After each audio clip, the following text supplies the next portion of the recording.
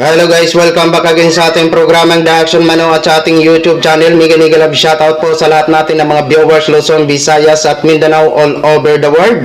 Welcome naman sa ating panibagong video, panibagong reaction mga ka-action, mga kakamping. Kung una sa lahat, pagpasensyahan nyo na po, medyo maingay po ang ating mga children of God. Maraming salamat po sa lubos nyong pag-unawa. Okay, nakikita nyo po ang nasa screen, si Banat Bay. Si Banat Bay na pinupuna niya naman pinupuna niya naman itong mga sinabi ni Attorney Yossi Claire Castro. Alam mo, Banat Bay, puna ka ng puna, pero hindi mo nga hinaharap ang tri-committee. Harapin mo kaya, lalaki ka yung mga babae nga humarap nga sa tri-committee. Sila Attorney Trixie, si Chrisette, si MG, humarap nga ho sila Ikaw pa kaya na lalaki? Harapin mo kaya ang tri-committee, di ba? Bago ka pumuna ng pumuna dito kay Attorney Yossi Claire Castro sa kanyang mga sinasabi. So, ito ho mga ka-action, kuni-question niya o nagtataka siya kung bakit daw naging Yossi at kung bakit daw naging abogado ito si Attorney Claire Castro. Okay? So, ito ho mga ka-action. Pakinggan muna natin itong short niya na Banat. Paano po natin masasabi ito kung pinapailan po natin ay ang batas? At very transparent po tayo. Grabe no, ang babaw nitong babaeng to, no? Hindi ko mag-gets. Paano naging Yusik to? Yung logic niya, hindi ko nga maintindihan paano naging abogado to Ang babaw-babaw ng mga pag-iintindi niya sa mga sinasabi ng detractors, ano? Yung parabagang, yung pag-unawa niya parang, hindi ko naman sinasabing gano'n pero parang walang pinag-aralan, no?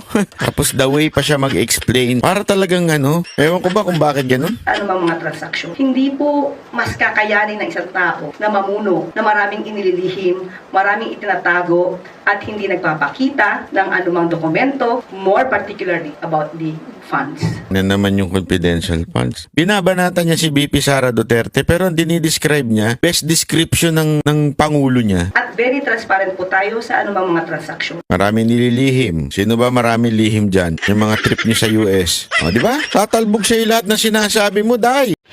So yun lang ho mga ka-action, mga kakamping, napakinggan na po natin ang kanyang reklamo. Nagre-reklamo siya sa mga sinabi ni Attorney Claire Castro. Alam mo, kung i-question mo kung bakit siya naging Yossi, napakasimple lang para in my own opinion. Dahil may kakayahan siya, matalino. Abay, cum laude yan, baka hindi mo alam, ha? At saka, kung i-question mo kung bakit naging abogado siya, abi, di hamak naman na marami naman siyang napatunayan.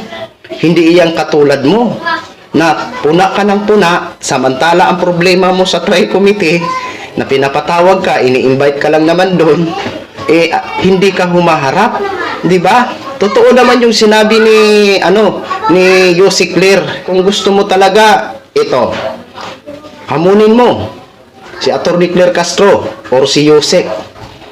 Magdebate kayo. Magtanong ka na magtanong.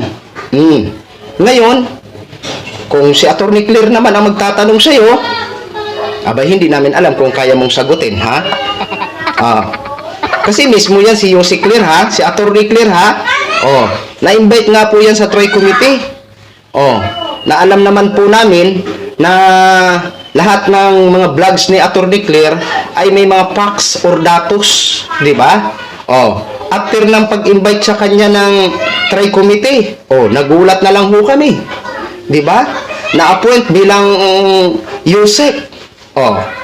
Ngayon sasabihin mo, hindi mo alam kung paano naging Yossi.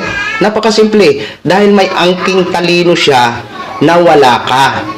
Di ba? So maraming salamat mga ka-action, mga kakamping sa inyong pag-unawa sa medyo maingay nating audio, no? Okay, so yun lang ho mga ka-action, i-share ko lang ho sa inyo. Maraming salamat po sa ating mga viewers Luzon, Visayas at Mindanao all over the world. Ako po ang inyong lingkod, si The Action Man. Have a good day, everyone. Beautiful.